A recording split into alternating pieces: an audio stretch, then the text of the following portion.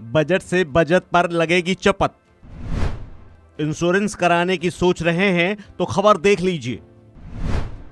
Budget में insurance कराने वालों के लिए बड़ी खबर।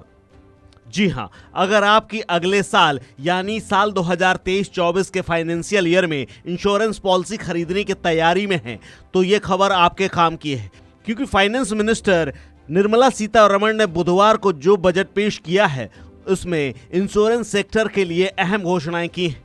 इसके मुताबिक बीमा पॉलिसीज की मैच्योरिटी राशि पर टैक्स लगेगा। वित्त मंत्री ने कहा है कि 1 अप्रैल 2023 के बाद जारी होने वाली ऐसी लाइफ इंश्योरेंस पॉलिसी की मैच्योरिटी पर टैक्स लिया जाएगा जिनका सालाना प्रीमियम 5 लाख रुपए से ज्यादा है। इसमें यूलिप यानी यूनिट लिंक्ड बीमा पॉलिसी को शामिल नहीं किया गया है, यानी इंश्योर्ड पर्सन की मृत्यु की स्थिति में प्राप्त होने वाली रकम पर मौजूदा टैक्स छूट की व्यवस्था जारी रहेगी, यानी कोई टैक्स नहीं देना होगा। खास बात यह है कि वित्त मंत्री ने साफ किया है कि नई व्यवस्था 31 मार्च 2023 तक जारी इंश्योरेंस पॉलिसीज पर लागू नहीं होगी। नए बजट सत्र से टैक्स एप्लीकेबल होगा, यानी जिन लोगों के पास पहले से इंश्योरेंस पॉलिसी है उन पर इस बजट घोषणा का कोई असर नहीं होगा। शायद इसीलिए बजट के बाद इंश्योरेंस कंपनियों के शेयरों में 10% तक गिरावट दर्ज की गई है। इस प्रावधान पर जानकारों की भी राय बटी हुई है। कुछ एक्सपर्ट का कहना है कि इंश्योरेंस सेक्टर के लिए ये अच्छा नहीं है। वहीं कुछ जानकारों का मानना है कि सरकार ने टैक्स पेयर को एक इंसेंटिव दे दिया है, इससे वो टर्म इंश्योरेंस खरीदकर लाइफ कवरेज को दुरुस्त कर सकते हैं। इकोनॉमिस्ट और बजट एक्सपर्ट्स का भी इस पर अलग अलग राय और कहना है।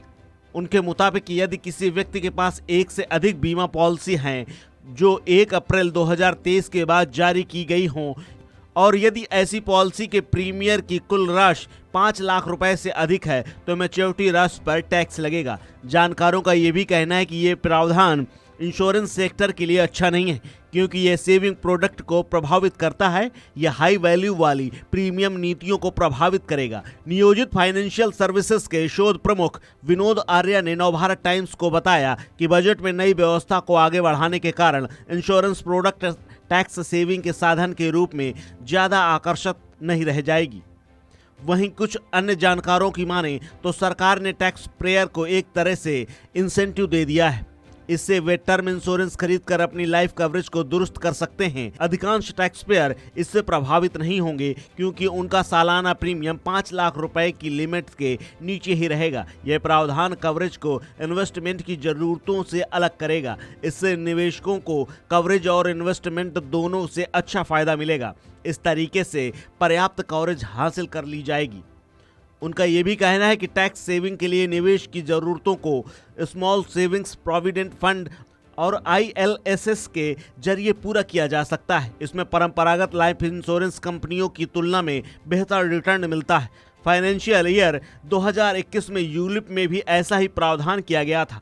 तब 2.5 लाख से अधिक के यूलिप प्रीमियम में टैक्स की घोषणा की गई थी, लेकिन लाइफ इंश्योरेंस प्रोडक्ट को इससे अलग रखा गया था। अब सरकार ने महंगी इंश्योरेंस पॉलिसीज को टैक्स के दायरे में लाने का निर्णय ले लिया है। इस खबर में फिलहाल इतना ही। अपडेट्स के लिए बने रहिए वन इंडिया हिंदी के साथ।